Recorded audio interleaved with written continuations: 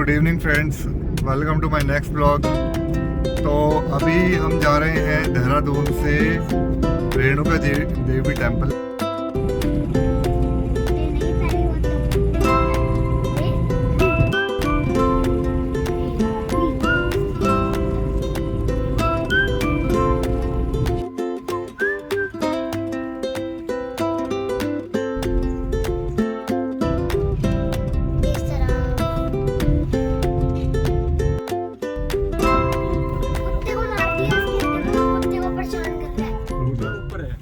Hotel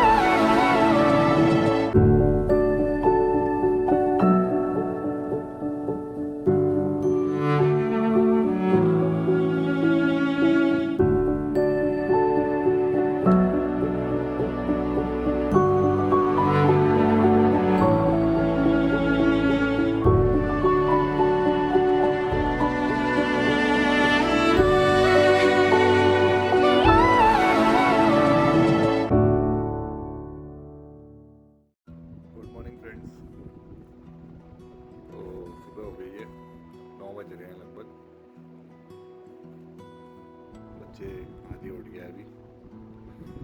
तो एक बार आपको बाहर का नज़ारा दिखाते हैं यहाँ से सुबह, ज़रा रूम से कैसे दिखता है। ये देखो रूम ना पूरा ब्रिटिश स्टाइल में बना हुआ है, पूरा लकड़ी के दरवाजे, पूरा छत इतनी ऊंची, ये सब हेरिटेज स्टाइल प्रॉपर्टी है। चलो लेट्स टेक अ व्यू।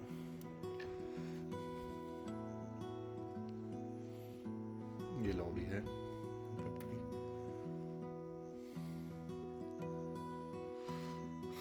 मज़े की बात ये ना खाली रहता है यहाँ पे, क्योंकि ऑफ बीट लोकेशन है, ज़्यादा लोग आते नहीं हैं मेरे को लगता है। और अभी ऑफ सीज़न भी है, ये अभी वी आर ऑन टुडे 30 जुलाई है ना। तो इस सीज़न में क्या है कि प्राइस भी कम होता है। अभी आपको बताऊंगा सारे कैटेगरी रूम दिखाऊंगा, उनकी प्राइसिंग बताऊंगा, और अभी क्या डिस्काउंट चल रहा है ऑफर वो भी बताऊंगा। बट अब यहाँ से व्यू देखो जस्ट हमारे रूम से।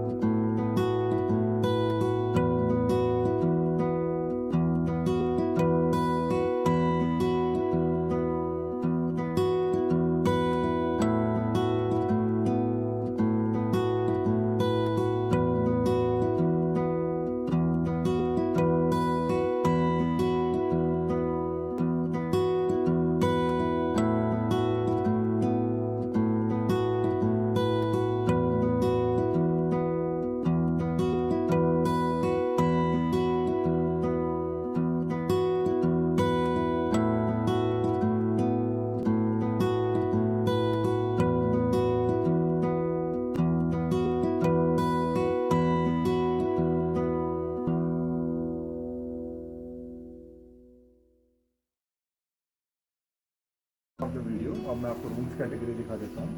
पहले ये फॉरेस्ट पे गेस्ट हाउस था और ये फिर कन्वर्ट हो गया होटल में। अब सामने देखे तो एकदम फ्रंट में जो व्यू है मैंने पहले दिखाया है, वो एकदम झील का व्यू है। आइए मैं आपको रूम दिखा देता हूँ। ये रूम में हम एंटर होते हैं अंदर तो आप देखेंगे कितना बड़ा रूम है, हॉल है। ये ब्रिटिशर्स के टाइम का आप देखें वो फॉर्मेट है, एकदम हेरिटेज प्रॉपर्टी है। ये आप छत की हाइट देखें तो कम से कम तो ये 15 से 20 फीट की हाइट है। और यहाँ पे हम एंटर करते हैं तो एयर कंडीशनर है और सोफ़ा सेट है। ये भी ट्रेडिशन ज़माने का है, स्प्रिंग वाला सोफ़ा सेट है, बहुत ही कंफर्टेबल है। टेलीविज़न आपको यहाँ दिया गया है विद चैनल्स, HD चैनल्स। और हम आपको दिखाते हैं रेस्टरूम एरिया। उससे पहले यहाँ पे ड्रॉर्स हैं, केटली है और यहाँ पे एक्सटेंशन है। You can order any of the food item in your room, ठीक है। और उसके बाद यहाँ ड्रेसिंग एरिया आ गया है। ड्रेसिंग एरिया में आपको यहाँ पे ड्रेसिंग टेबल मिलता है, कबर्ड मिलती है। और कबर्ड में अगर आप देखें तो जो कंबल हैं बहुत ही डिफरेंट क्वालिटी के हैं, एकदम फ्रेश है। कल हमने रात को यूज़ किए थे तो ऐसा नहीं था कि स्मेल आ रही है। और वॉशरूम काफ़ी स्पेशियस है।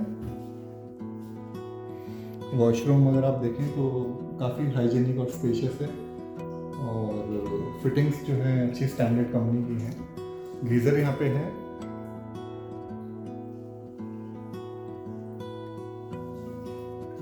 तो अब टैरिफ की अगर हम बात करें तो मैं अभी आया हूँ जुलाई के मंथ में और इसका टैरिफ है 3200 रुपये और डिस्काउंट करके इस पर हमको 25% डिस्काउंट हो गया। मैं 2350 रुपीज़ का 2350 रुपीज़ का ये प्रॉपर्टी पड़ा है, विच इज़ क्वाइट डिसेंट। और यहाँ पे इनकी किचन एरिया भी है, यहाँ पे अच्छा खाना मिलता है।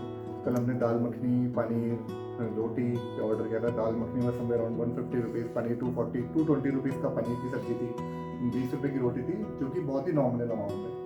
तो खाना बहुत अच्छा है। रूम आपने देख ही लिया है। एक इससे लोअर कैटेगरी का रूम है जो कि आपका बोलते हैं semi deluxe, which is of somewhere around 2200 rupees. Sorry, एक इससे नीचे 2900 रुपीज़ का है, 2500 का, 2200 का है। आप 25% डिस्काउंट लगा के कैलकुलेट कर लेंगे कितना पड़ेगा। जैसे 2200 वाला रूम है वो बाकी सारे रूम नॉन AC हैं और थोड़ा यहाँ पे ह्यूमिड होता है इस मौसम में, तो थोड़ा AC जरूरत होती है। तो लगभग 2200 वाला 1600 का, 2500 वाला लगभग 1800 का, ऐसे आप देख सकते हैं। तो रूम है 2200, 2500, 2900 और ये वाला जो रूम है जो सबसे प्रीमियम वाला है वो है 3200 रुपये का। तो पार्किंग एरिया बहुत बड़ा है, कम से कम यहाँ पे 10 गाड़ियाँ 20 गाड़ियाँ आराम से लगती हैं। तो हम मंदिर के एंट्रेंस में पहुँच गए हैं। तो माँ रेणुका जी का ये टेंपल सिरमौर ज़िले हिमाचल प्रदेश में पड़ता है और यहाँ पे कई मान्यताएं हैं, कई कथाएं हैं।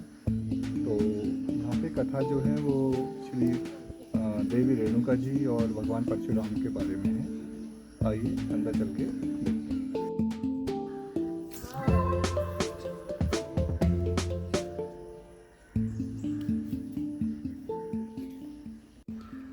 जय माता दी।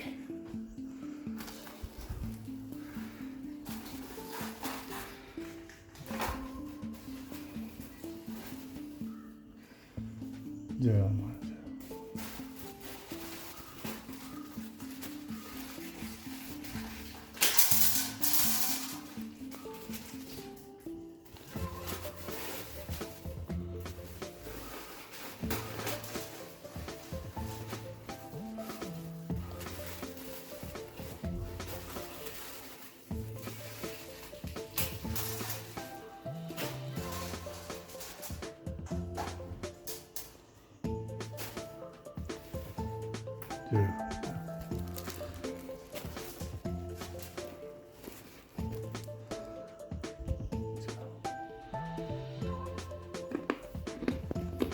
पंडित जी नमस्कार, हरिओम। आपका शुभ नाम पंडित जी? मैं रमेश कपिल, मैं पुजारी पद पर कार्यरत हूँ। अच्छा, तो जैसे यहाँ पे टूरिस्ट आते हैं माता रेणुका मंदिर जी में जी, तो कहीं उनकी जो है विचारधारा है, तो आप यहाँ के बारे में थोड़ा बताएंगे, यहाँ की क्या कथा है? यहाँ के बारे में मैं थोड़ा संक्षेप में मैं बताना चाहूँगा कि श्री रेणुका माता और भगवान परशुराम जी महर्षि जमदग्नि जी की तपोभूमि रही है। श्री रेणुका जी तीर्थ।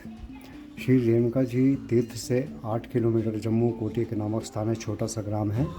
वहाँ पर तपस्या किया करते थे ऋषि चंदग्नि जी, और भृगु आश्रम नाम से इनका आश्रम जाना जाता था। और वहाँ से माता रेणुका जी जल भरने के लिए इधर लेक पे आया करते थे, जहाँ ये लेक बनी हुई है। लेकिन उस ज़माने में लेक नहीं थी, एक छोटा चश्मे की रूप में कूप बना हुआ था। उस कूप से जल भरकर आश्रम ले जाते थे माता रेणुका जी। तो रेणुका और बेनुका 2 बहनें थी। जो बेनुका जी के पति थे वो सहस्त्रबाहु थे, बहुत अत्याचारी और एक राक्षस वृद्धि के राजा हुए। तो इन दोनों साधु भाई के बीच में कामधेनु गाय के पीछे युद्ध हुआ।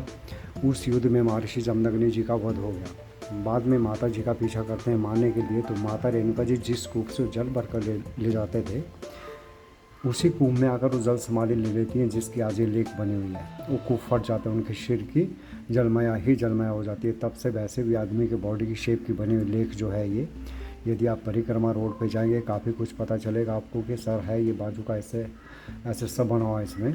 तो फिर भगवान परशुराम जी की महेंद्र पर्वत पर तपस्या भंग हो जाती है। महेंद्र पर्वत ये उड़ीसा में गंजाम डिस्ट्रिक्ट में है। आते हैं, अपनी माता के चरणों में रोते हैं, गिड़ाते हैं कि माता श्री आप तो समा गई, मुझे भी कुछ बताओ कि मेरे पिताश्री ने अंतिम समय में आपसे कुछ कहा तो नहीं। तो इनके रोने गिड़ाने से झील से माता जी को एक बार से फिर से बाहर आना पड़ा।